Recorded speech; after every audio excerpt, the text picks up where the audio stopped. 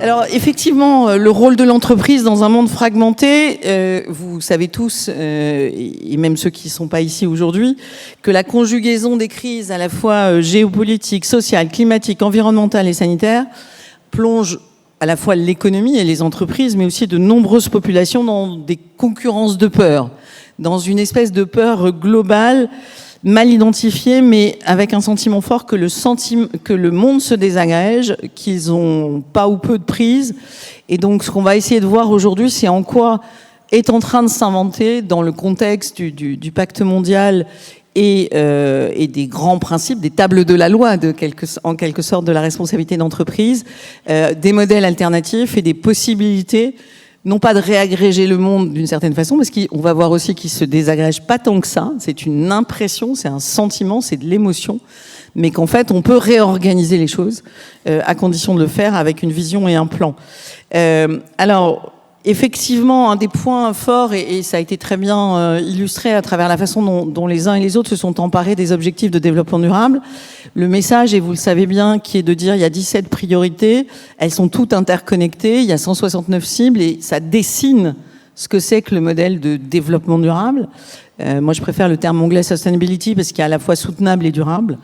Mais en revanche, tout le monde les a découpés en morceaux, à commencer par les investisseurs qui ont dit alors moi je prends le 1, le 3, le 4 parce que par exemple j'investis dans l'immobilier, donc je prends l'immobilier abordable. Et déjà à partir de là, la démarche n'a pas été comprise et finalement, et c'est un des points qu'on soulignera aujourd'hui, le vrai sujet c'est comment on ramène, et le rôle de l'entreprise est clé dans ce domaine, dans ce monde fragmenté, une réunification d'une vision transversale, globale, et qui ne se résume pas, par exemple, à la décarbonation des entreprises, puisque il est clair qu'aujourd'hui, dans un contexte CSRD ou autre, à la fin des réunions face à des gens, et ils sont très nombreux, qui n'ont pas toutes les notions que vous avez, vous, ça finit par, bon, ok, j'ai compris, alors la version la pire, c'est je vais mettre des LED et des poubelles de tri recyclées. La version un peu mieux, c'est bon, on va décarboner le modèle, trouvez-moi le consultant adapté, parce que je sais pas du tout comment on fait, et ça s'arrête là. Et j'ai une anecdote vraie, hein, un des consultants qui fait ça, vous voyez le COMEX s'allonger, il n'arrivait pas à convaincre, puis à la fin il se dit, il avait mis une slide sur les sanctions associées à la CSRD, hein, la menace juridique, et c'est le seul truc qui a marché. C'est-à-dire qu'il a ressorti sa slide, il l'a mis sur le devant, en disant, écoutez, si vraiment on s'y met pas, voilà le risque. Et là, tout d'un coup, bon, ok, tu peux refaire la présentation là parce qu'on n'a pas tout compris. Donc, vous voyez un peu le contexte dans lequel on est. Et ça, ce qui est important aujourd'hui, et on va commencer ce tour de table comme ça, c'est vraiment d'avoir l'avis et l'engagement de chacun des participants à ce débat sur la façon dont aujourd'hui, quel est le rôle finalement et quel rôle peut jouer les entreprises face à la fragmentation de ce monde, et surtout, est-ce que finalement, alors je vais commencer finalement par Philippe de Sertine, est-ce que finalement le monde est si fragmenté que ça ? Bonjour à toutes et tous, merci chère Anne-Catherine. Je crois qu'effectivement nous sommes devant un paradoxe. Au fond, l'humanité est en train de vivre, pour la première fois peut-être de son histoire, une problématique commune. Ce qui est très intéressant, c'est que nous avons eu en 2020, on va dire, quelque chose, une expérience extraordinaire, le monde entier qui a le Covid en même temps. Ça, c'était la première mondialisation absolue. Et d'ailleurs, on a compris que si, dans un coin, dans un monde fragmenté, on inventait un vaccin et qu'on ne le donnait pas aux autres, vous alliez avoir des variants qui allaient vous obliger à partager. Donc cette notion de fonctionnement en commun, le Covid a été finalement une expérience inouïe qui est maintenant dans la mémoire des humains. Deuxième élément, évidemment... Sachant qu'on a envoyé en Afrique les vaccins périmés. On est d'accord. On est d'accord. C'est-à-dire que la défragmentation n'est pas complètement parfaite, je vous l'accorde. Deuxième élément, évidemment, par rapport au dérèglement climatique, on comprend et on conçoit de plus en plus ce que l'on conçoit depuis le départ, mais c'est de plus en plus évident que s'il y a juste un peuple, juste un pays dans le monde qui s'occupe de dérèglement climatique, on n'arrivera à rien. C'est un problème humain, c'est un problème de l'humanité tout entière. Et si on va vite dans la question du dérèglement climatique, c'est quoi ? C'est le modèle économique ancien qui ne fonctionne pas à 8 milliards d'humains. Et donc ça veut dire quoi ? Par conséquent, ça veut dire que notre obligation dans le monde qui vient, et on voit bien que la question économique, elle est sans cesse présente, c'est proposer un modèle économique pour 8 milliards d'humains. Et là, je crois qu'il faut vraiment insister sur cette question. Je me permets vraiment de marteler ces mots qui peut-être vont choquer quelques-uns d'entre vous. Lorsque l'on dit nouveau modèle économique, c'est un modèle de croissance durable, sustainable. Pourquoi? Pas forcément pour nous, Européens ou Occidentaux, pour les 6 milliards d'humains qui sont aujourd'hui dans la situation de pauvreté. Et quand je dis pauvreté, c'est pas le nombre de hamburgers ou de voitures qu'ils consomment, c'est l'espérance de vie. Aujourd'hui, dans l'Afrique, vous avez 60 ans d'espérance de vie. Vous en avez, l'année dernière, pour la première fois en France, on a dépassé 80 ans pour l'homme français. La femme est à 85,4. On a eu une augmentation de 0,6 l'année dernière d'espérance de vie en France et une diminution dans la plupart des pays pauvres. Ça veut dire quoi? Ça veut dire que ça n'est pas soutenable, que cette inégalité-là, elle est absolument impossible à accepter dans le futur. Nous devons avoir un modèle de développement durable qui permette à l'humanité tout entière d'avoir un objectif à 80 ans d'espérance de vie pour les personnes et pour les enfants. Avant d'avoir 80 ans, de ne pas avoir 51 degrés, ce qui est le cas en Inde en ce moment. Qui est évidemment. Ou 45, ce qui est le cas dans un certain nombre de pays. Dérèglement du modèle. On va dire il faut avoir maintenant un retour sur essayer de limiter le réchauffement. Mais n'oublions pas cet élément humain fondamental. C'est espérance de vie pour tous les humains. Sinon, notre discours est incompréhensible par tous les pays pauvres. Moi, c'est évidemment le sentiment que j'ai eu en tant que président du comité 21, quand nous étions à Dubaï pour la COP, et où nous avions une pression de plus en plus forte des pays pauvres, 6 milliards d'humains, qui nous disaient « c'est quoi votre modèle pour demain? C'est quoi le modèle dans lequel nous allons nous insérer ?» Avec l'émergence de ce qu'on appelle le green colonialism, qui est un sujet. Donc, du coup, on va passer à vous, Estelle, non pas sur le green colonialism, mais face à ce monde où finalement, ce qui nous agrège, c'est d'avoir les mêmes problèmes. Ce qui nous désagrège, c'est les types de solutions qui sont proposées dans chacun des pays où on essaie de les voir à son échelle, à soi. Est-ce qu'une entreprise multinationale comme la vôtre a une capacité à redonner une vision globale, d'autant plus que vous êtes présent dans énormément de pays, et à proposer un modèle que vient de définir Philippe de Sertine de croissance durable sur des bases liées au pacte mondial? Avant de répondre à la question, moi, je suis d'accord beaucoup avec ce que vient de dire Philippe de Sertine sur 2 sujets, qui est l'humanité a eu une expérience commune sur le Covid, mais globalement, ce qu'on a vu, même en France avec l'été 2022, ou avec les sécheresses, ou l'Inde, ou l'Australie, c'est qu'il faut attendre qu'on l'ait vécu à titre personnel, j'ai envie de dire presque dans sa chair et dans sa famille, pour se dire, tiens, il y a un truc, il faut agir. La, entre guillemets, bonne nouvelle, c'est que maintenant c'est fait sur la population mondiale. Donc tous les pays, et même des pays du Moyen-Orient dont on pourrait soupçonner qu'ils étaient sur un autre sujet, non. Tout le monde a vécu c'est en train d'arriver, et pas juste à l'ONU et dans des sommets mondiaux, mais pour moi à titre personnel. Et ça, je crois que c'est un truc que l'on mesure, on fait un baromètre tous les 18 mois de la transformation écologique perçue et des enjeux pour arriver à aboutir à l'action dans le monde entier, sur 30 000 personnes, et c'est très clair, il n'y a absolument aucun recul, par exemple, des perceptions des sujets d'écologie dans les populations mondiales, précisément pour ça, parce qu'on l'a vécu, chacun d'entre nous, et en tant qu'humanité. Et le deuxième sujet sur lequel je suis, et c'est exactement ce que nous dit le baromètre, c'est que l'enjeu de santé, c'est un enjeu aussi absolument essentiel. Donc il ne s'agit pas de sauver la planète comme une espèce de truc abstrait. Il s'agit de penser à soi, à ses enfants, à l'espérance de vie en bonne santé aussi. Et donc tous les sujets des polluants, il y a le CO2, mais il y a les conséquences du réchauffement sur la qualité de vie. Et donc c'est quand on commence à parler de santé et des humains sur la planète que l'on a un levier qui me semble absolument essentiel de transformation et d'action. Alors, le rôle d'une entreprise comme Veolia, vous avez raison, on a 213 000 salariés, on est présent massivement, j'allais dire, dans 44 pays dans le monde. Il est important et il n'est pas le seul. Pour reprendre la dernière partie de votre question, est-ce que c'est à nous de donner un projet de société? Certainement pas.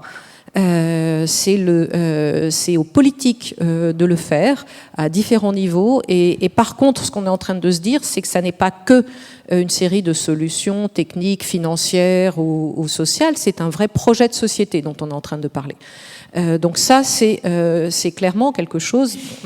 D'une certaine façon, on a besoin de plus de politique et pas de moins dans tous les sujets dont on est en train de parler. Après, on a aussi besoin de choses qui fonctionnent, de solutions, pas que techniques, mais même industrialisables, que l'on peut mettre à l'échelle. Et c'est là qu'une entreprise comme Veolia est absolument clé, parce qu'on met tous nos moyens au service de l'innovation. On considère qu'on a en gros la moitié des solutions qui existent pour décarboner, pour dépolluer, pour régénérer les ressources, et bien l'autre moitié, il nous reste à l'inventer. Mais avant de se dire, alors ça dépend comment on voit, est-ce que c'est le verre à moitié vide ou à moitié plein, moi j'ai envie de dire, il y a ceux qui disent « Ah mais oui, mais on n'a pas la totalité des solutions, donc on attend de les avoir ». Je pense que la première obligation qu'on a tous, c'est de se dire les 50% qu'on a, qu'est-ce qu'on attend pour aller plus vite, pour les déployer sur plus d'endroits dans le monde. Et après, sur le sujet globalisation, déconnexion ou pas, on est très particulier chez Veolia, parce que c'est, comme vous l'avez dit, une entreprise très mondiale, une grande entreprise, leader de son métier dans le monde, mais on est éminemment, j'ai envie de dire, ancrés dans la terre. On est éminemment territoriaux, parce qu'il y a beaucoup de choses dont on parle, que ce soit sur l'eau. L'eau, ça se raisonne à l'échelle d'un bassin versant, qui est des frontières départementales, régionales ou même nationales. L'eau n'en a rien à faire. Elle coule, comme ça lui dit. On redécouvre la pertinence de la géographie et même quelquefois de l'histoire avec les polluants. On a des polluants en France qui datent de la Première Guerre mondiale. Et je vous rappelle que la Moselle est salée. Et pourquoi la Moselle est salée ? Parce que les soudières au 19e siècle, dans la Meurthe. Donc ça remet le physique presque, et l'histoire et la géographie au cœur du dispositif. Donc c'est très territorial et très mondial en même temps.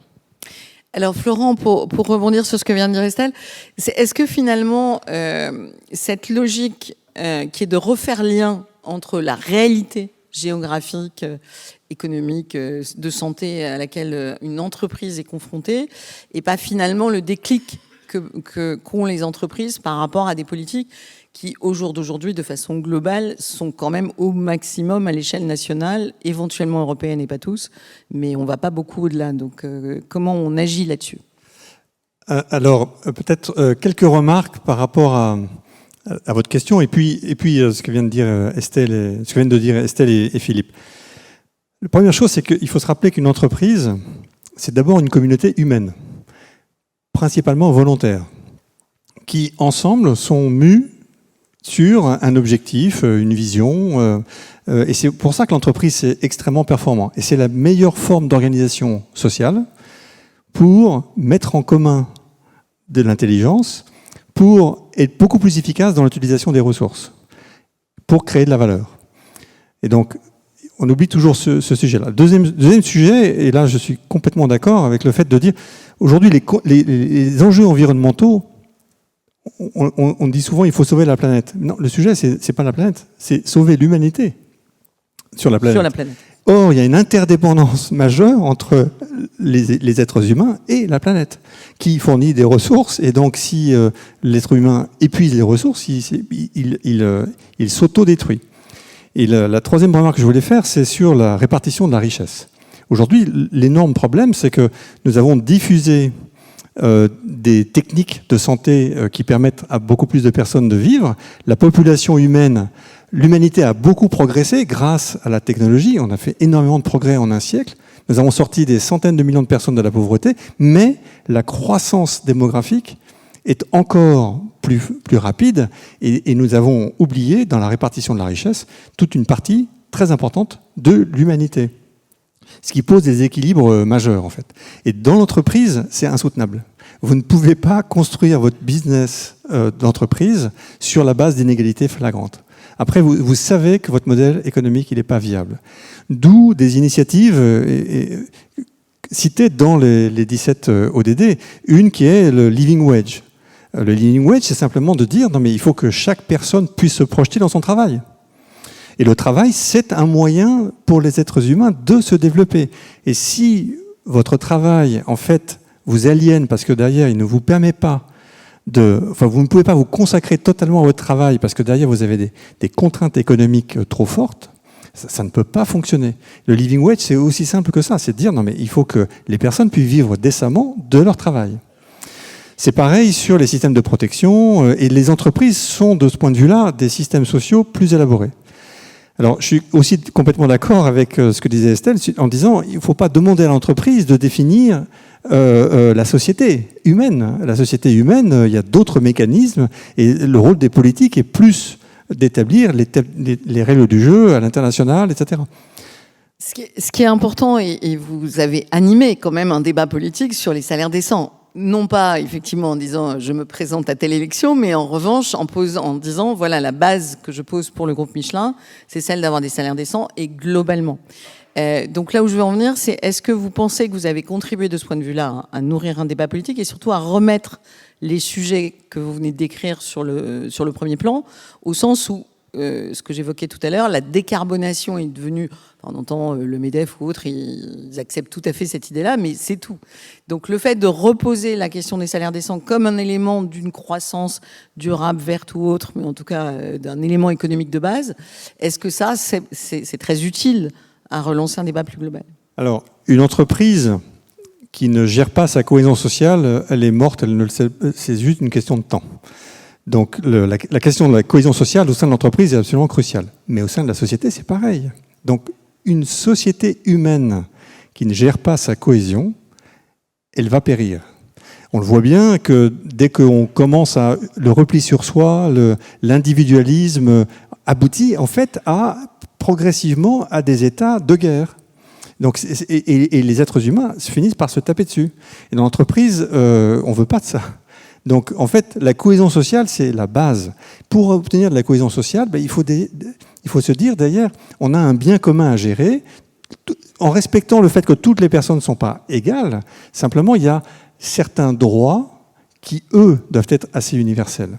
Et donc, c'est le droit à l'enseignement, c'est le droit au développement, c'est le droit à certains types des choses qui doivent être mieux réparties.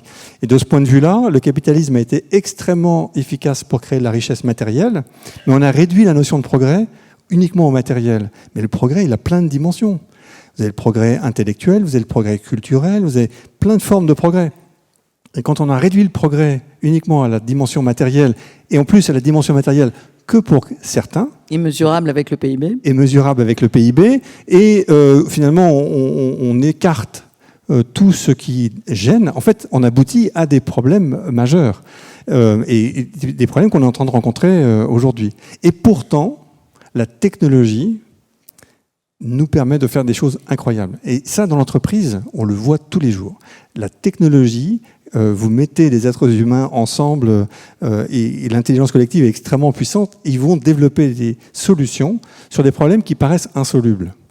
Simplement, l'échelle de l'entreprise, elle est faible par rapport à l'échelle de l'humanité. Et donc, il faut trouver des mécanismes. C'est pour ça que des forums comme le Pacte mondial sont importants pour connecter toutes les bonnes volontés, tous les micro-écosystèmes pour qu'ils deviennent un écosystème beaucoup plus large et qu'il ait beaucoup plus d'impact.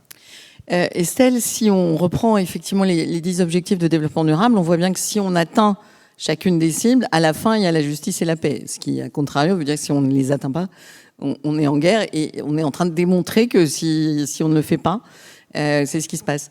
Là où je veux en venir, c'est bien comment, à votre échelle, vous pouvez incarner ce côté vision globale, en sachant qu'on vous positionnera naturellement plutôt sur les enjeux environnementaux, de faire le lien, donc à la fois, est-ce qu'il y a une dimension modèle social, aussi bien que modèle environnemental, et que le sujet des limites planétaires est embarqué aussi dans la question de la politique climatique de Veolia. Alors, notre petit bout de réponse à nous, c'est qu'on mesure le succès de l'entreprise avec nos objectifs annuels, pluriannuels et notre plan stratégique sur toutes les composantes de la création de richesses au sens large. Évidemment, il y a des euros, mais il y a aussi des tonnes de carbone effacées chez nos clients, puisque c'est le métier de Veolia, ou des mètres cubes d'eau qu'on évite de prélever sur la nature. Et aussi, évidemment, tout ce qui sont nos salariés, les sociétés dans lesquelles on vit. Et c'est au travers de tout ça que l'on mesure le succès, et ça s'est cascadé dans l'ensemble d'entreprises, y compris dans les sujets de rémunération variable. Donc ça, c'est ce qu'on appelle la performance plurielle. Donc ça, c'est notre réponse qui a été un peu révolutionnaire à l'époque. Je me souviens de discussions avec des investisseurs sur comment ça, il y a 50% de la rémunération variable qui sont sur des trucs pas financiers. Eh bien oui, mesurable par contre.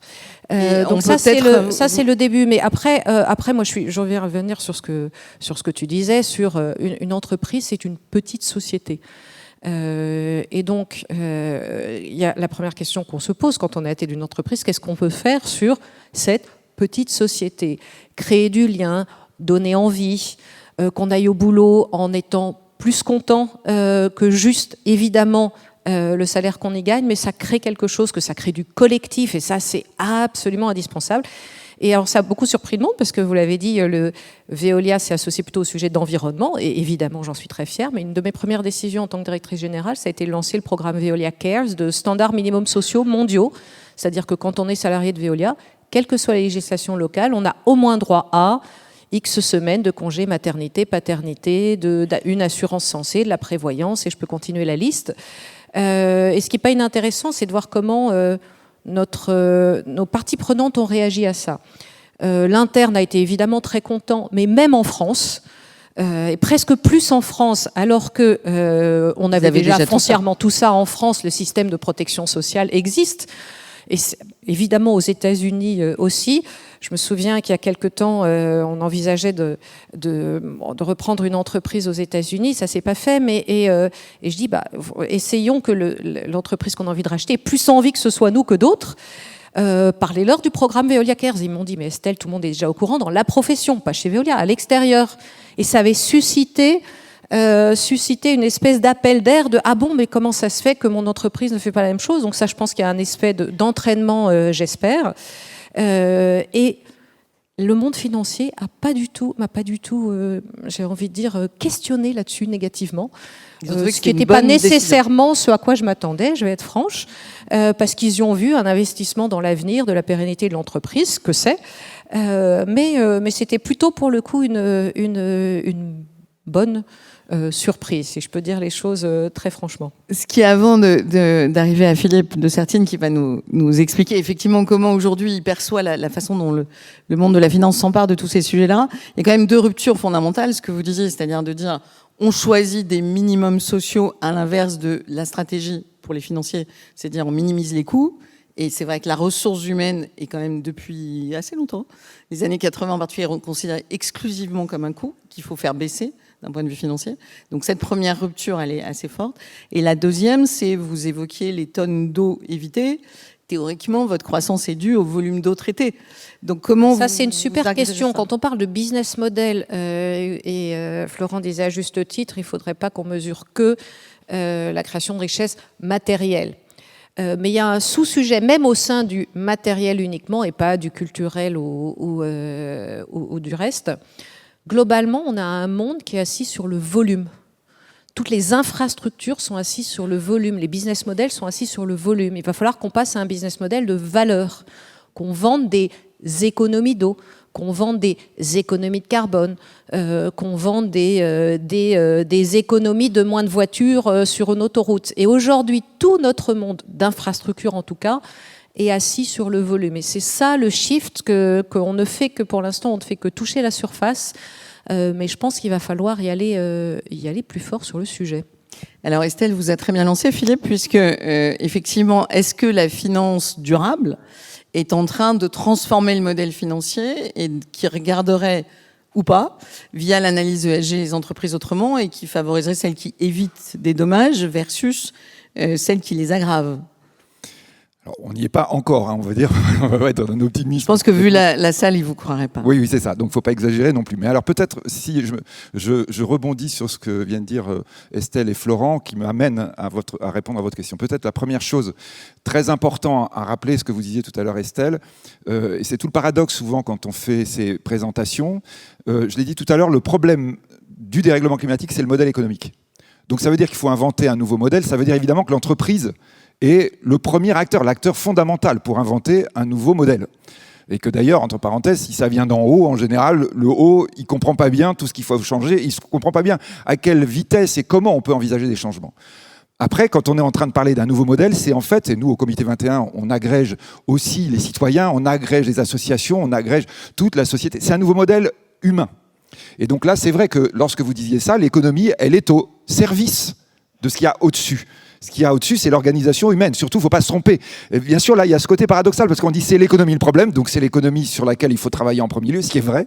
Mais il est vrai aussi que nous avons cette perspective au-dessus, c'est-à-dire l'organisation de la communauté humaine, ce que vous avez dit tous les deux. L'entreprise fait partie, est au service d'une communauté humaine, évidemment. Et donc, on a en même temps cette priorité. Il faut changer le modèle économique et en même temps, on va arriver à un autre modèle dans lequel l'économie n'est qu'une partie et surtout pas, évidemment, à considérer comme la partie forcément primordiale. Donc ça, la première chose. La deuxième chose, à mon sens, qui est capitale à avoir à l'esprit, et lorsque parfois, peut-être à la maison, pour ceux qui nous écoutent, vous avez des ados qui ont tendance à être déprimés aujourd'hui par ce qui se passe, parce qu'ils entendent, parce qu'ils voient la télévision ou sur leurs propres médias. Ils ne regardent plus beaucoup la télévision, les jeunes, mais ils ont quand même des médias qui leur transmettent l'information. Ils sont déprimés en disant « on va dans le mur ».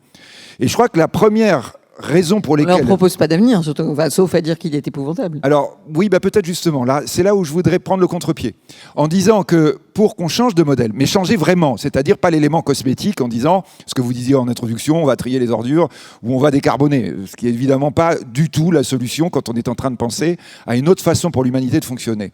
Quand on change de modèle, dans l'histoire économique, dans l'histoire tout court, ça n'arrive que quand vous avez un bouleversement de la connaissance humaine.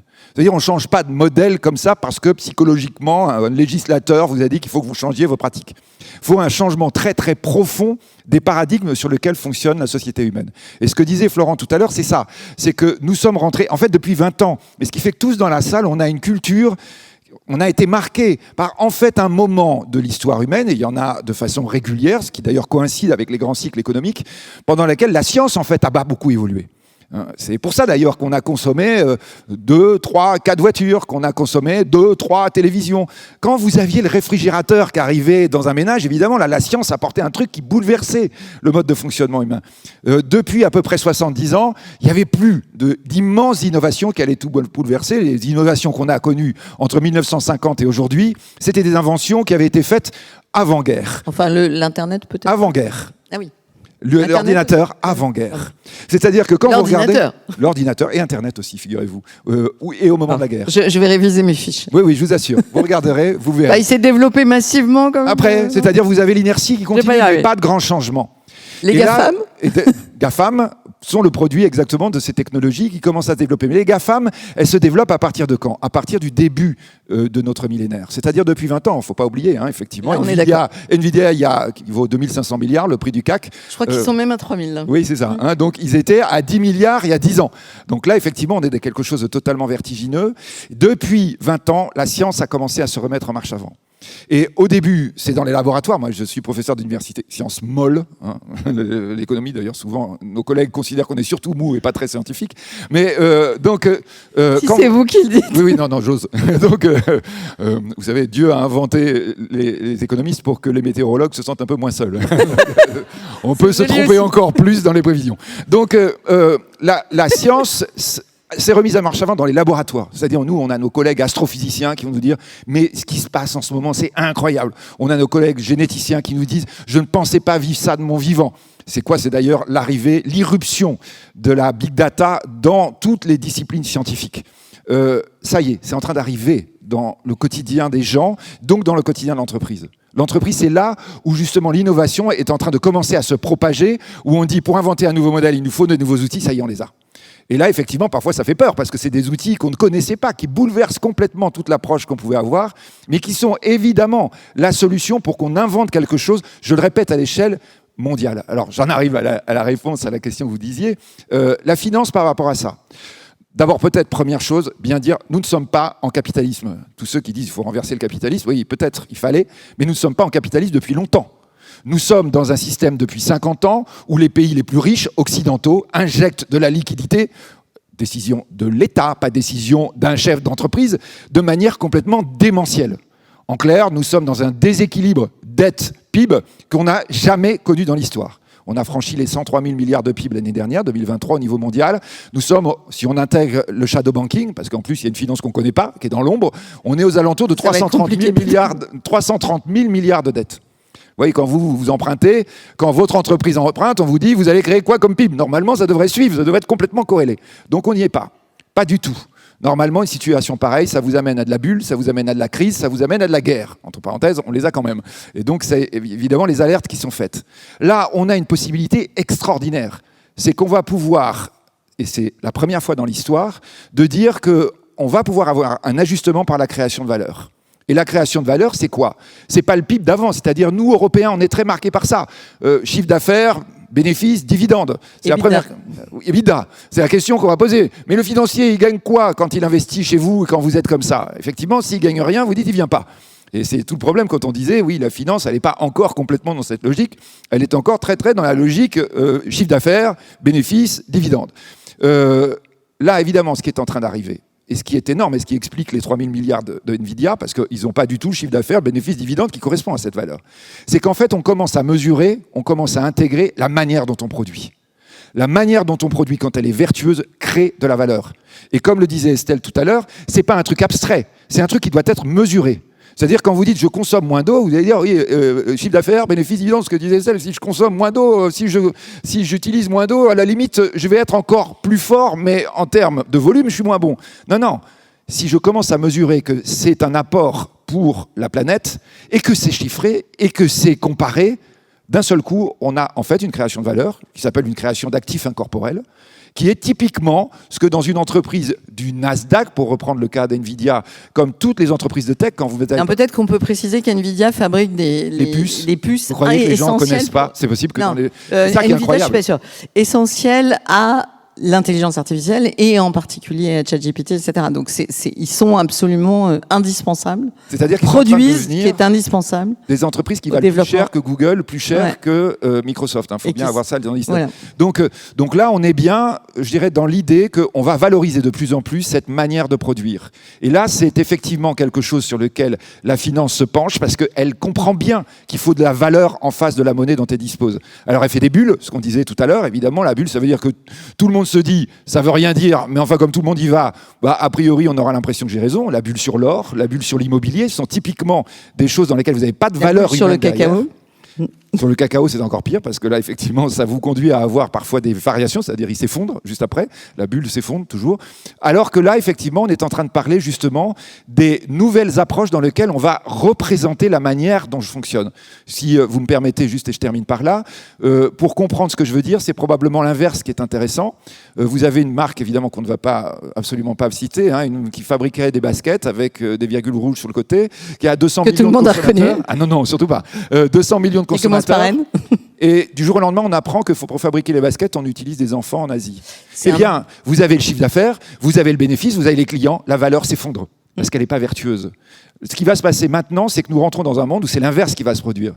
Quand vous êtes vertueux dans la manière de fonctionner, vous créez de la valeur. Et effectivement, la grande question, c'est comment le prouver ?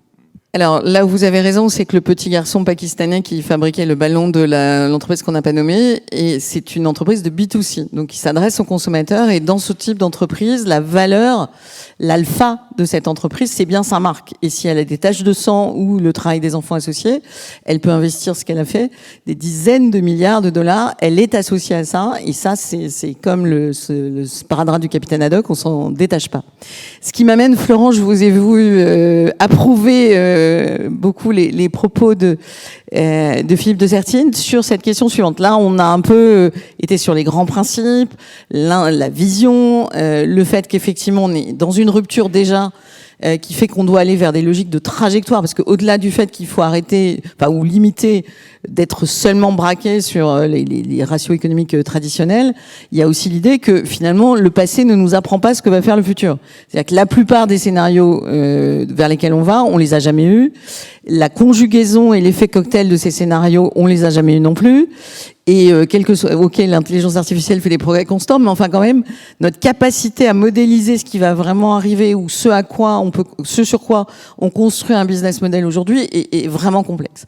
Et donc ma question, c'est comment vous travaillez dans cette chose-là et dans ce système-là, et comment vous arrivez à faire le lien entre ça et la réglementation telle qu'elle se développe d'ores et déjà. Est-ce que ça rajoute un niveau de complexité ou est-ce que vous arrivez à coordonner les deux à l'échelle du groupe qui est le vôtre?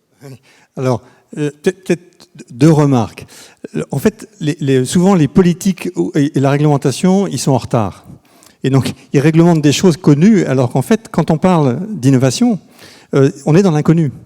Et deuxième remarque, par rapport à votre propos introductif, qui disait, on a mis les 17 ODD, et l'être humain, il a besoin d'avoir des simplifications pour apprécier la complexité du monde. Sinon, on ne peut pas la décrire. C'est tellement complexe, les choses sont tellement interconnectées que c'est très difficile. Donc, c'est pareil sur les 17 ODD. Mais par contre, ça permet de dire, voilà, de donner des teintes. Si on dit, c'est quoi rouge? Il y a une infinité de teintes de rouge. Donc, pourquoi je dis ça? Quel est le rapport avec l'innovation? En fait, l'innovation, c'est simplement un rapport au monde qui change. C'est tout d'un coup, ce qui était vrai d'une certaine manière, tout d'un coup change. C'est-à-dire qu'on est capable de voir le monde différemment et tout d'un coup, ça devient, une fois qu'on l'a vu différemment, l'innovation, paf, trouve son marché et elle se développe et elle s'invente. Donc, pourquoi je dis ça? C'est parce qu'en fait, le rôle du politique, et ça il l'a oublié, c'est de donner une vision prospective, un projet de société. Et puis après, de laisser la technologie là où elle doit être, c'est dans les entreprises. La technologie, c'est l'affaire des entreprises. C'est les collectivités humaines qui, elles, vont essayer de les développer et d'aller innover d'une certaine manière en utilisant les technologies ou en développant les technologies qui vont permettre d'innover. Et je vais vous prendre un exemple qui réconcilie ce que disait Estelle sur l'eau.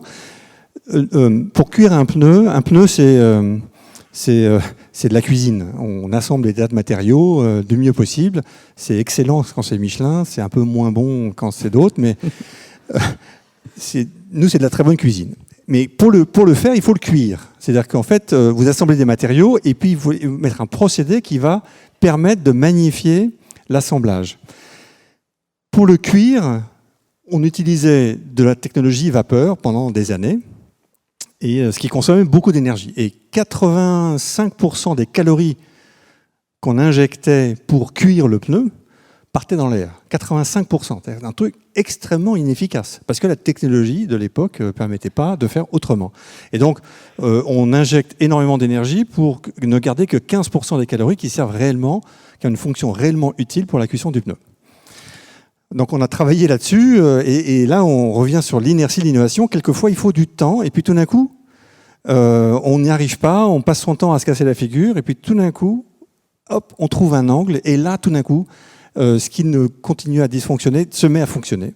Et là tout d'un coup, hop, on a une veine technologique. Eh bien on s'est mis à cuire les pneus différemment. Donc on utilisait de la vapeur, donc c'était en gros des cocottes minutes, et on les a mis dans des toasters. Donc, vous imaginez, cuire votre pot-au-feu dans un toaster, c'est pas exactement les mêmes règles, c'est pas la même cuisson, c'est beaucoup plus délicat. Et bien maintenant, on arrive à cuire les pneus de manière électrique, dans les toasters. Et quand on fait ça, on consomme 8 fois moins d'énergie au total. Et 70% de l'énergie qu'on utilise est utile dans le pneu. Donc vous avez un bénéfice colossal pour l'environnement, un bénéfice sur la consommation de ressources, et puis un bénéfice économique. Parce que derrière, économiquement, on s'y retrouve. On consomme beaucoup moins, on est beaucoup plus efficace, et en plus, humainement, quand vous cuisez à la vapeur, 85% des calories vont à l'extérieur. Quand vous êtes dans les ateliers de cuisson, il fait super chaud. Et là, en fait, on est en train d'envisager de devoir chauffer nos ateliers de cuisson, parce qu'il fait froid dans les ateliers de cuisson maintenant. Et donc, on arrive aussi à un bénéfice humain indirect qu'on ne mesurait pas, c'est que dans ces métiers qui étaient extrêmement difficiles, dans des conditions de chaleur très fortes pour la cuisson de nos pneumatiques, aujourd'hui, on arrive à le faire dans des conditions très acceptables. On équipe les personnes de pulls.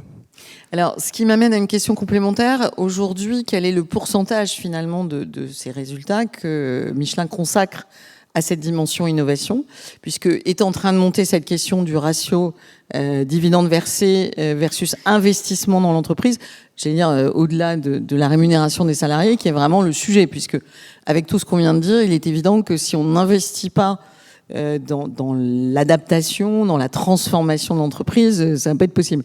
Et le deuxième sujet qui est lié, c'est en quoi et comment vous travaillez à une innovation assez globale, j'allais dire au-delà du process que vous venez de décrire, qui est aussi l'économie circulaire, etc. Comment vous organisez l'innovation et la recherche de façon à toucher les diverses cibles environnementales que vous avez? Oui, alors une société humaine qui n'investit pas dans l'innovation, en fait, elle est morte. Encore une fois, c'est qu'une question de temps. Parce que les autres vont innover, et quand ils vont innover, ils vont complètement disrupter votre manière d'aller au marché. Donc, en fait, l'innovation, elle est inhérente à l'entreprise. Il faut en permanence y consacrer de l'argent. La deuxième chose par rapport à ce que vous disiez, c'est que moi, je crois aussi qu'il faut faire attention à la rémunération du capital. C'est-à-dire que derrière, je pense qu'on est allé trop loin dans la rémunération du capital au détriment de la rémunération du travail. Or, c'est le travail qui fait l'innovation, c'est pas le capital. Donc, c'est à travers le travail, donc une juste rémunération du travail va permettre de développer beaucoup plus de champs d'innovation, de créativité et de choses comme ça. Et puis, le capital, il faut juste avoir une rémunération du capital juste. C'est normal d'indemniser les personnes qui mettent de l'argent pour vous financer. C'est logique de le faire. C'est juste une question de proportion. On revient toujours sur les questions de cuisine. C'est toujours une question de proportion. Et donc, derrière, c'est pareil entre le capitalisme et le travail. C'est pareil entre l'innovation et pas l'innovation. Alors, pour être précis, Michelin investit à peu près 1,3 milliard d'euros par an sur l'innovation, tous azimuts. Et l'innovation, comme vous le dites très bien, n'est pas innovation qui est cantonnée aux produits. On innove dans les services, on innove aussi socialement. Le système de OneCare, de Veolia Care développé, en fait, c'était intéressant. J'étais dans un forum avec Estelle il y a quelques temps, et en fait, elle citait ça, et on était, nous, en parallèle, en train de développer un système, donc on l'a appelé OneCare. Donc, c'est exactement le même principe. Ça, c'est de l'innovation sociale. Ça, c'est de l'innovation qui a autant de valeur économique à la fin, parce que quand les personnes vont bien, l'intelligence collective devient encore plus puissante et plus efficace. Et donc derrière, vous avez un retour qui est plus difficilement mesurable, mais en réalité, à la sortie, ça crée plus de valeur. Et peut-être une dernière réflexion par rapport à... Parce que vous avez soigneusement évité la réglementation. Alors la réglementation, en fait, il faut des règles du jeu équitables pour un jeu concurrentiel normal. C'est-à-dire que la concurrence, elle est juste, elle est utile parce qu'elle stimule. Lorsque les règles du jeu sont équitables. Si vous assistez à un match de football, vous avez une équipe qui joue à 11 joueurs, qui n'a pas le droit de prendre le ballon à la main, et puis vous avez en face une équipe où ils sont 15 et peuvent prendre le ballon à la main. C'est pas un jeu très intéressant, ça va pas coller. Donc, pour moi, la réglementation doit servir à avoir des règles du jeu équitables, d'un point de vue social, juridique, fiscal. Il y a plein de dimensions à cette notion-là, mais c'est ça les règles du jeu. Après, derrière, la tentation du politique, c'est d'utiliser la réglementation pour régler d'autres problèmes. Des gens qui ne respectent pas les règles du jeu, donc on surréglemente. La France est championne du monde dans la réglementation, l'Europe aussi. J'ai même entendu à certains endroits des personnes en Europe dire c'est un avantage concurrentiel de réglementer. Là, quand vous êtes en entreprise, ça c'est un truc que j'ai pas compris. Je travaille, mais j'ai toujours pas compris. Donc, la réglementation, elle est utile lorsque vous avez des problèmes d'équité dans la manière dont le jeu s'opère. Donc là, c'est pour définir un champ dans lequel les entreprises vont pouvoir se mouvoir.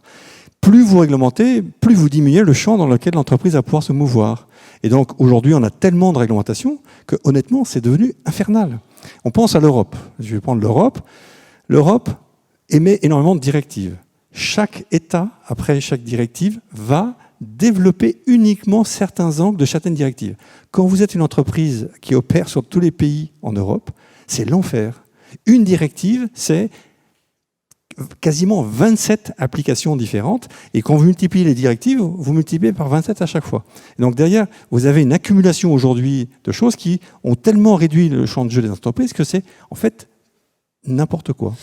Alors, ça, c'est le cadre global. Si on focalise sur la CSRD, la taxonomie et le couple qu'elles sont censées former, est-ce que quand même, pour vous, il n'y a pas une façon de poser le cadre pour les entreprises qui ne sont pas comme vous, ou ceux qui sont là, mais qui sont très loin de ces modèles, et qui, alors, question, peuvent, si elles digèrent bien les 10 textes, avoir l'idée d'essayer de faire une analyse de matérialité qui ait du sens, c'est-à-dire de comprendre les risques ESG auxquels elles sont confrontées et donc quelles solutions, et d'expliquer quelles solutions elles doivent mettre en place, et par ailleurs de faire des plans de transition solides, puisqu'on voit bien dans les débats autour des Sound Climate que pour l'instant il y a quand même une vraie difficulté pour les entreprises, et elles ont combattu extrêmement violemment, les grandes, le fait d'avoir une obligation de Sound Climate, parce que les plans climat proposés peuvent être challengés sur l'efficacité de transformation de leur modèle. Alors, donc je me suis déjà exprimé publiquement là-dessus. La CSRD, ça part d'une très bonne intention. L'exécution est effroyable. On va mobiliser des dizaines de personnes pour aller juste remplir des cases, avec une utilité vraiment, c'est un peu comme les cuissons, les pneumatiques à la vapeur. Vous faites beaucoup de cuisine à titre personnel. Vous avez 85% de l'utilité, honnêtement, qui part en l'air. Des entreprises comme les nôtres, qui sont très engagées sur les questions d'environnement, etc., honnêtement, la CSRD, c'est une contrainte énorme qui va pas nous faire progresser énormément, hein. Donc derrière, l'intention initiale est très bonne, dans l'exécution, ça ne va pas. Pourquoi ? Parce que derrière, on affecte une mauvaise intention de départ à l'entreprise. C'est-à-dire qu'on dit, de toute façon, l'entreprise va essayer de biaiser les choses, etc. Donc, elle a de mauvaises intentions. Et donc, derrière, il faut la surréglementer. En aboutissant à ça, on aboutit à ce mécanisme-là. Alors que si vous partez de l'idée que l'entreprise, c'est d'abord une communauté humaine, et que les êtres humains sont les mêmes, hein, qu'ils soient chez Veolia ou chez Michelin, ici, dans la salle, dans vos entreprises, ce sont les mêmes êtres humains. Et donc derrière, il ne faut pas prêter à l'entreprise de mauvaises intentions. Il faut aider l'entreprise donc c'est ce que fait le Pacte mondial, à connecter les initiatives, les bonnes volontés, mais surréglementer n'aboutit à rien. Donc pour moi, la CSRD, honnêtement, c'est une perte de temps, d'efficacité, sur un sujet qui est grave. Et donc on va mobiliser beaucoup d'énergie avec très peu d'efficacité. Alors Estelle, est-ce que le constat est aussi sévère, et surtout, comment, c'est un peu la même question que pour Florent, comment vous arrivez à la tête de l'entreprise que vous dirigez à faire un sens commun à la fois à ces dimensions d'innovation, alors en particulier sur les solutions de dépollution par exemple ou autres, et l'ensemble des réglementations auxquelles vous êtes soumises, le tout dans une version plus ou moins cohérente pour l'ensemble des salariés du groupe? Alors, je disais tout à l'heure, il y a à peu près 50% des solutions pour dépolluer, décarboner qui existent. Les autres 50%, il faut les inventer, et c'est là que l'innovation intervient. Sur les 50% qui existent déjà, et je reprends la métaphore de la cuisine du pneu que je ne connaissais pas, on a fait le calcul que si on récupère toutes les calories gâchées en Europe, et encore toutes celles qui sont faciles à récupérer, j'oublie on voit bien que ça va coûter une fortune, on a l'équivalent d'un réservoir d'énergie de 400 gigawatts. 400 gigawatts, c'est 400 tranches nucléaires en gros. En Europe, de l'énergie locale qui vous évite d'importer des carburants fossiles, qui donc vous rend plus autonome énergétiquement, mais aussi géostratégiquement. C'est là où on voit d'ailleurs, et c'était votre question d'origine, que tous les enjeux se regroupent. L'enjeu environnemental, l'enjeu économique, bien sûr, et même l'enjeu géostratégique. Et donc, la première priorité pour moi, c'est de déployer ce genre de solution pour que le réservoir des 400 gigawatts, que j'ai envie de dire en anglais, je dirais mining ou aller drill into it, Il faut qu'on aille puiser dedans le plus possible, le plus vite possible en Europe. Donc, qu'est-ce qu'on attend? Et mon deuxième commentaire, c'est sur le rythme. Mon deuxième commentaire, c'est sur le rythme. Et sur la CSRD, les machins, les trucs et les bidules, j'ai envie de dire le cadre. On a toujours besoin d'un cadre, bien sûr, en tant qu'entreprise, qui permet d'avoir des règles du jeu communes. Mais après, la question aussi, c'est le rythme de l'exécution. Et au-delà du juste, est-ce que c'est trop de normes, pas assez de normes, la qualité et le rythme de l'exécution, c'est le gros défaut de l'Europe pour moi par rapport aux États-Unis. Je rappelle que le Green Deal a été voté il y a 4 ans de mémoire. 2019. Il y a 80% de l'argent qui n'est pas dépensé. Il y a même 3/4 des sujets sur lesquels on ne sait même pas quels seraient les projets qui auraient droit à de l'argent de Green Deal. Les règles du jeu ne sont pas encore définies partout, loin de là. L'IRA, qui a toutes sortes de défauts, bien sûr, qui est beaucoup moins ambitieux. Je ne vais pas commencer à comparer. C'était il y a 2 ans, donc 2 ans plus tard. Et il y a déjà 100% de l'argent qui est dépensé. Et quand vous déposez un dossier, 4 mois plus tard, il y a l'argent dans le compte en banque de l'entreprise. Je ne suis pas en train de faire la pub de l'IRA, je suis en train de faire la pub de la qualité de l'exécution et du rythme. Et je pense qu'on n'a pas le temps, on n'a plus beaucoup le temps d'attendre. Et donc la question pour moi, c'est... les lois, les règlements, les trucs, c'est très bien, et il y en a besoin, encore une fois, je ne suis pas là à dire il faut déréglementer tout, du tout, mais passons du temps et de l'énergie collective sur l'exécution. Alors, 2 petits points. D'une part, c'est vrai que l'IRA, il y a très peu de conditionnalité, me semble-t-il, donc est-ce que c'est pas un angle mort? Et la deuxième chose, c'est que finalement, on compare souvent États-Unis, Europe. Est-ce qu'on pourrait pas aussi comparer Chine et Europe, puisque je me souviens qu'au moment de l'élaboration de la taxonomie en Europe, le Chinois, qui était l'interlocuteur, puisque dès le départ, l'Europe a essayé quand même d'en faire quelque chose d'international, disait, bon, bah, nous, on va faire ça dans 6 mois. Et l'Européen répondait, ben, nous, si on y est dans 6 ans, ça sera qu'on a accéléré.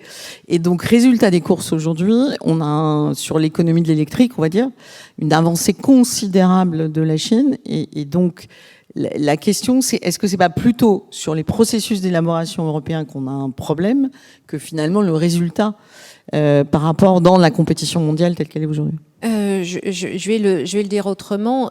On a déjà beaucoup de choses qui existent. Je suis pas sûre qu'on ait besoin de beaucoup plus de réglementation. Il y a quelques sujets de pollution, de trucs sur lesquels, oui, il faut continuer parce qu'il y a un enjeu de santé ou des choses critiques. Sur le reste, faisons déjà avec ce qu'on a, mais passons de l'énergie là-dessus. Voilà, je pense que c'est la priorité aujourd'hui. Et donc, dans la comparaison mondiale, il y a la comparaison au sein de l'Europe, c'est ce que disait Florent, mais entre le bloc européen, le bloc américain et le bloc asiatique, en tout cas le bloc chinois, il y a des questions importantes qui se posent. Donc, et est-ce que l'objectif, c'est la façon ou est-ce que c'est le résultat? Moi, j'ai tendance à dire, si on mesure du CO2 en moins, des mètres cubes d'eau en moins et des polluants en moins, laissons les entreprises derrière trouver la façon de produire les CO2 en moins, les mètres cubes en moins. Et je suis 150% d'accord avec ce qu'avait dit Florent, c'est le manque de confiance qui génère la sur-réglementation. Et donc, un peu plus, voilà le cadre, et on en a besoin de ce cadre. Et voilà le cadre, et après, chacun apporte sa compétence. Et alors, c'est les entreprises, mais c'est les sociétés, c'est les ONG. Enfin, on a besoin de tout le monde. Mais le cadre, il est déjà très bien défini. Philippe de Sertine, du coup, pour achever sans doute peut-être cette pauvre petite réglementation qui a quand même un défaut initial, c'est de ne porter que sur le reporting, avec cette espèce d'idée du régulateur qui avait commencé en France et qui s'est généralisée à l'Europe aujourd'hui, qui est si on fait des obligations de reporting, ça va inciter les entreprises, quelles que soient leurs intentions, à avoir une stratégie adaptée. Est-ce que ça fonctionne? Et est-ce que, puisque c'est la même logique qui a été appliquée à la finance avec la réglementation SFDR, est-ce que finalement on perd pas, comme le disaient nos 2 autres intervenants, beaucoup de temps à quelque chose qui, en termes d'efficacité de transformation, a déjà assez prouvé ses limites? Oui, alors d'abord c'est intéressant ce qu'on a dit là, je crois qu'il faut le rappeler quand on parle de la taxonomie. Il faut rappeler, nous, dans ma chaire par exemple à la Sorbonne, on fait des comparaisons continues entre par exemple la taxonomie chinoise, qui est très oui, parce qu'il y a au moins une vingtaine de taxonomies aujourd'hui. Exactement, c'est-à-dire il n'y a pas que nous qui le faisons. Et je vous dis, la taxonomie chinoise... On a lancé l'idée. Non, elles avaient commencé avant nous, honnêtement. Hein. Vous arrêtez de me contrarier, ça je suis désolé, je suis confus. Mais il faut que je rende aux Chinois ce qui leur appartient. Donc, je ne sais pas s'il y en a beaucoup dans la salle, mais donc, non. Ils l'ont fait ensemble. Hein, oui, et ils vont très loin. Donc, d'abord, c'est vrai que c'est une approche que l'on a globale. Ce que vous disiez, Florent et Estelle, il est évident que le jour où des entreprises commencent à empocher massivement ce qu'on appelle des compliant officers, c'est-à-dire des gens qui ont juste comme objet de contrôler qu'on est conforme à la réglementation, là, vous pouvez dire que votre entreprise, que votre secteur est en train de crever. Je rappelle que c'est le cas pratiquement de notre secteur financier aujourd'hui. Hein. Donc, c'est-à-dire... Et là, surtout que la principale recommandation, c'est souvent on arrête tout parce que de toute façon, il y a trop de risques. Oui. Et que... Du compliant officer en question. Exactement. Alors, quand c'est la personne la plus importante dans un conseil d'administration, il faut vraiment s'inquiéter. Ça veut dire effectivement c'est le début de la fin, oui. Bah oui, non, mais c'est le début de la fin quand on est en train de dire il faut inventer un nouveau modèle. Si vous dites ah oui, vous inquiétez pas, les juristes sont là. Là, effectivement, vous dire non, il y a un souci. Alors, je crois que ce que disait Estelle à juste titre, c'est que là, il faut rappeler sans cesse, c'est pour ça que les autres pays et les autres zones le font aussi, c'est toujours la communauté humaine au-dessus qui dit il y a des objectifs, l'entreprise, toi tu les comprends pas toutes, d'ailleurs on ne demande pas de tous les comprendre, néanmoins on te les rappelle, et c'est le droit doit représenter ça. Et c'est pour ça d'ailleurs que dans des périodes de grandes variations de modèles, et là c'est une variation comme on n'a jamais connue dans notre histoire mémoire humaine, le droit là effectivement il est à la remorque, il est sans cesse en train de dire ah mais oui mais il faut réglementer l'intelligence artificielle, ChatGPT, version 3, non mais ça y est on est à version 5, donc ça y est on n'y est plus. Donc là effectivement il y a un vrai problème, il y a un vrai souci. En revanche qu'il y ait cet encadrement, il est évident que ça, c'est la manière dont s'exprime, je dirais, la communauté humaine. La vraie question, c'est de dire, OK, donc si on est obligé, comment ça devient rentable? C'est-à-dire à quel moment, pour une entreprise dans son activité économique, en fait, c'est intéressant en termes économiques d'appliquer et de regarder CSRD.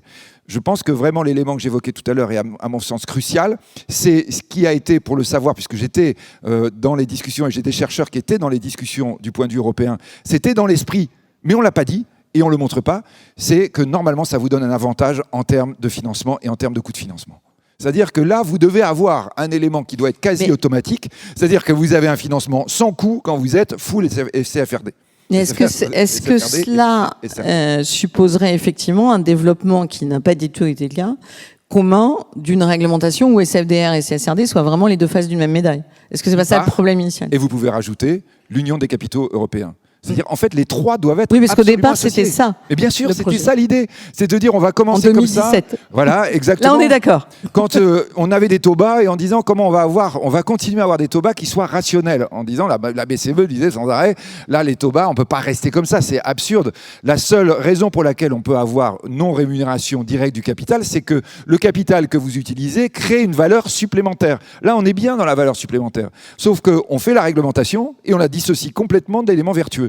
Résultat, vous avez quoi? Vous avez une perte de compétitivité des entreprises européennes qui se retrouvent à embaucher des compliant officers comme des dingues avec des concurrents sur notre marché mondial fragmenté là en termes d'obligations réglementaires dans lesquels les autres n'ont pas ça. Et donc vous vous retrouvez évidemment avec un coût qui est absolument énorme et aucun avantage. Donc là, c'est vraiment la question à chaque fois quand on est dans le concret. C'est-à-dire qu'on est en train de dire, OK, maintenant on a compris le changement de modèle, etc. Ça veut dire quoi concrètement? Donc là, on dit, voilà les indicateurs sur lesquels il va falloir travailler, la remontée de data, comment on fait du reporting, etc. Oui, OK, mais pourquoi? Pourquoi et comment, en termes économiques, ça va se représenter? C'est une création de valeur qui doit être un objet de rémunération. Et je le répète encore, ça n'est pas le dividende et ça n'est pas en concurrence dans ce cas-là avec, par exemple, ce que l'on va verser aux salariés. C'est bien une création de valeur. On a cet énorme avantage d'avoir une surliquidité dingue qui peut permettre de rémunérer un financement en dehors de ce que l'entreprise va dégager en termes de cash flow, y compris évidemment, je le répète, en tenant compte de ce qu'elle verse à ses salariés. Alors là, on va arriver dans la partie conclusion. Cette surliquidité concerne quand même d'abord les marchés financiers ou le shadow banking. Donc on est quand même très loin de l'univers des ETI et des PME. Est-ce que aujourd'hui, tout ce qu'on vient de se dire peut être approprié et comment, de façon relativement simple, par des entreprises qui ont des business models, de taille beaucoup plus modeste que ceux qu'on vient d'évoquer, qui ont des moyens et une culture potentielle aussi de leurs salariés et de leurs dirigeants qui n'est pas en lien avec tout ce qu'on vient d'évoquer. Oui. Je commence. Et après, donc là, évidemment, je fais très très attention à mes deux voisins. La petite entreprise a un avantage gigantesque par rapport à la grande dans la perspective qui nous intéresse, c'est que c'est le niveau où on peut prendre le maximum de risques.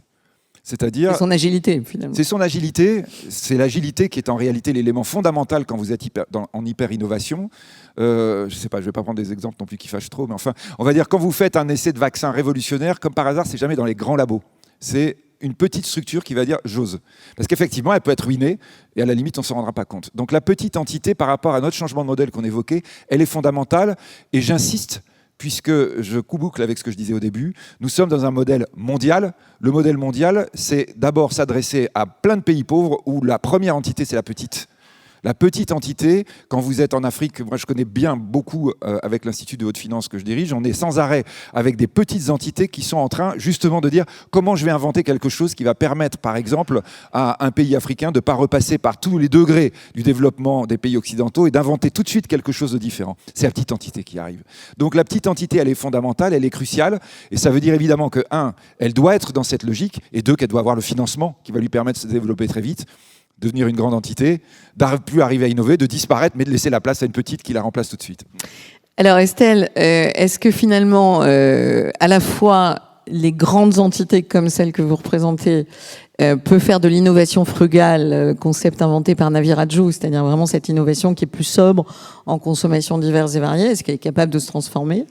Et deuxièmement, est-ce que ce type de transformation qui relève de la culture générale des dirigeants peut être approprié au-delà de l'agilité, mais qui est quand même aussi, pour diriger une PME, je sais à quel point c'est aussi une surcharge de travail, parce qu'on n'a pas assez de gens pour faire plein de choses. Est-ce que c'est possible finalement de faire cette transformation à cette échelle-là? Oui, j'espère, sinon je ne serais pas, je serais pas au Vous ne seriez pas là? J'agis.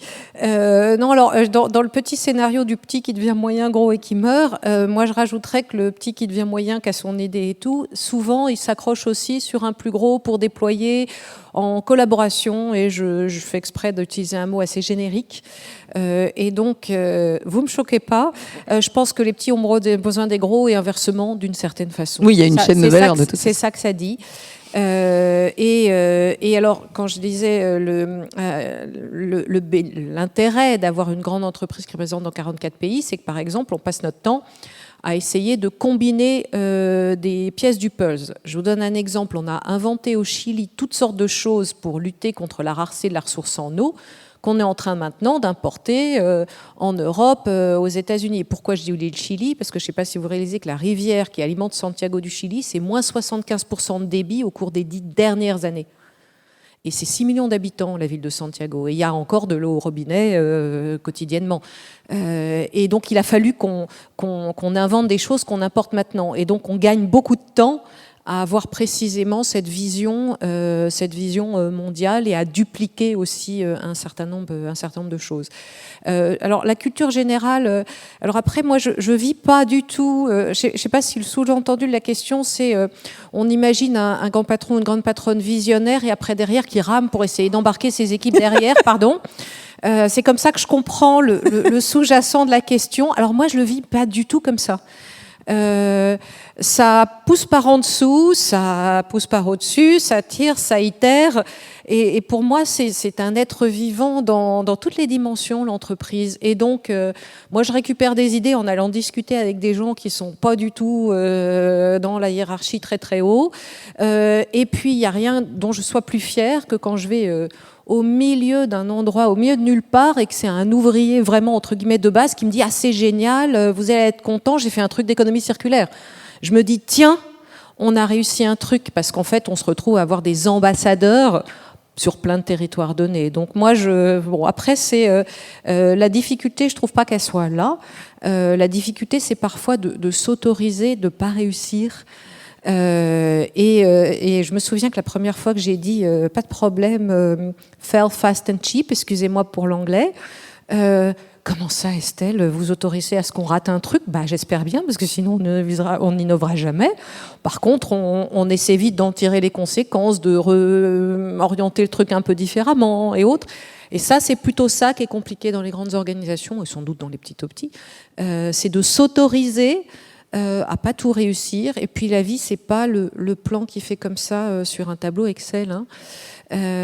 Et donc c'est plutôt ça, pour moi, le changement de culture, en fait.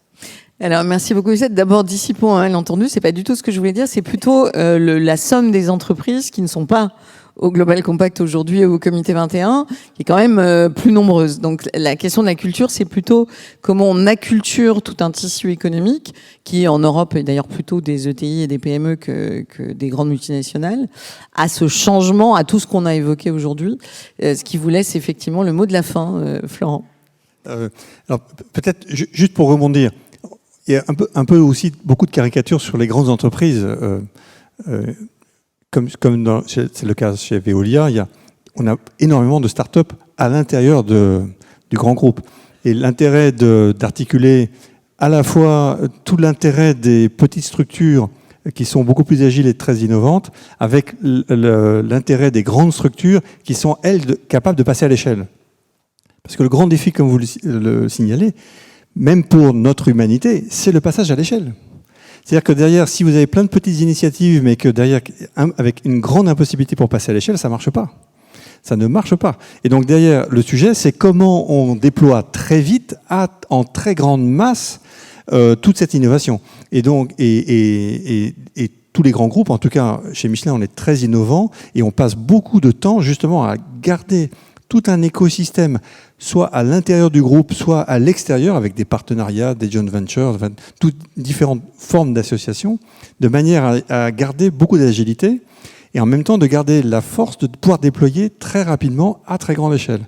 Et par rapport à la question du rôle que peut jouer le pacte mondial, c'est pour ça qu'un des axes stratégiques du pacte mondial, c'est connecter à d'autres écosystèmes. Il y a des tas d'initiatives qui existent et en fait, plus on les connectera et plus on les fédérera, à mon avis, plus on arrivera à augmenter l'impact. Parce que les différentes PME, c'est très difficile de décrire une PME. Il y a plein de secteurs différents, plein de formes différentes, plein de types de technologies, plein de types d'organisations. Donc, on les classe dans des PME, mais c'est un raccourci extrêmement grossier, en fait. C'est le nombre de leurs salariés. Voilà. Mais par contre, un boulanger ressemble plus à un boulanger qu'à un électricien ou à un plombier.